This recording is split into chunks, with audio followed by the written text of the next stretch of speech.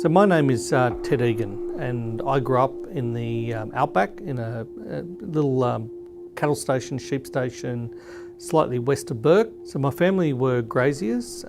They had moved out there originally in the very early days as tank diggers to establish water supplies. So my first career move was in the Navy.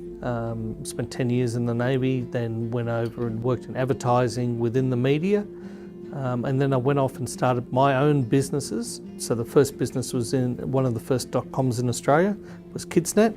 And then founded my own company called Trust Defender, which morphed into another company as we know it today as Threat Matrix. Today it operates in 240 countries around the world. We have about 5,000 brand name customers around the world. Some of the biggest brands in the world have embedded our software. So when you do an authentication, there's a pretty good likely chance that the profiling behind it to validate, verify and authenticate you is Threat Matrix software. And just in recent times we developed the first ever digital identity ID.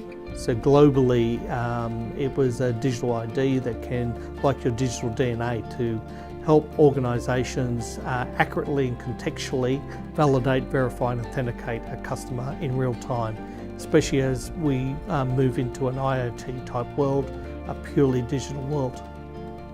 So when I was a kid growing up in isolation in the bush, growing up with lots of adults, hearing lots of stories, reading books as a child, wanting to do something that was that other people haven't done. You know, when you do that, you kind of strive to break the boundaries. You don't know what you don't know when you're a child, and it's always been with me. If someone said I couldn't do something, I would try and do it. You know, even my dad said many times to me that I, was never able to do things, or I couldn't do things. So I always wanted to prove everyone wrong. It doesn't matter what I do in life, it's the same thing. It's every time I hit a barrier, I try to break it. So I remember my mum saying to me, why don't you just join the council or something like that and just work in the local council, and I was never, I could never do that. I wanted to do something that other people hadn't done. I never really set out to make people proud around me, but the obvious thing is that I've found just of recent times that my family, my father, who has recently got dementia, is said to me he was very proud. It's amazing what people say when they let down their guard.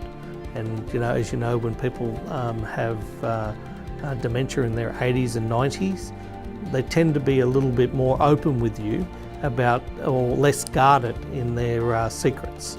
And they tell you things that you were not expecting. And that's really nice. One of my goals for the future, and hopefully I achieve this, is that kids in the outback, the underprivileged kids who don't have what the city kids have, don't have the access to opportunity to give back to them. And if I was going to say a goal that I have for my future, it is to help some of those kids who were like me, help them achieve and become leaders that everyone around them can be proud of in 40, 50, 60 years.